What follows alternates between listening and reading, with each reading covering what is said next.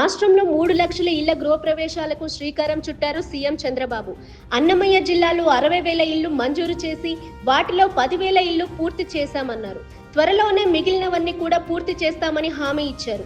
రాష్ట్రంలోని మిగతా ప్రాంతాల్లో గృహప్రవేశాలు వర్చువల్ గా ప్రారంభించారు సీఎం చంద్రబాబు.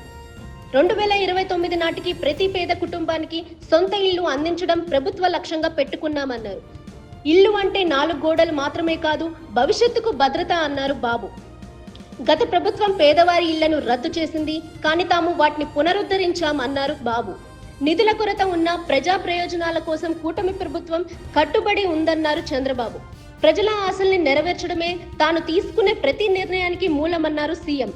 పేదలకు తొలి పక్కా ఇల్లు నిర్మించిన వ్యక్తి ఎన్టీఆర్ అని, టీడీపీ పుట్టింది కూడా కూడు గూడు దుస్తులు నినాదంతోనే అని పేర్కొన్నారు.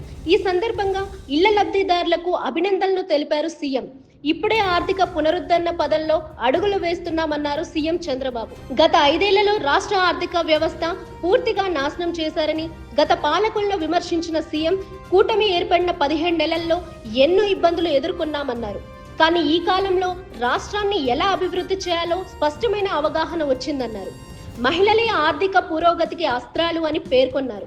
వారిని ప్రోత్సహించడం అంటే సమాజాన్ని బలపరచడం అని కూడా చెప్పారు. కనిగిరి నుంచి 98 పారిశ్రామిక ఫౌండేషన్స్ వేశామని, ప్రతి నియోజకవర్గంలో ఎంఎస్ఎంఈ పార్కులు ఏర్పాటు చేశామన్నారు. మొత్తంగా 21 లక్షల కోట్ల రూపాయల పెట్టుబడులు రాష్ట్రానికి రానున్నాయి. 21 లక్షల మందికి ఉద్యోగాలు కల్పిస్తామని, ప్రతి కుటుంబంలో పారిశ్రామికవేత్త తయారవ్వాలన్నారు చంద్రబాబు.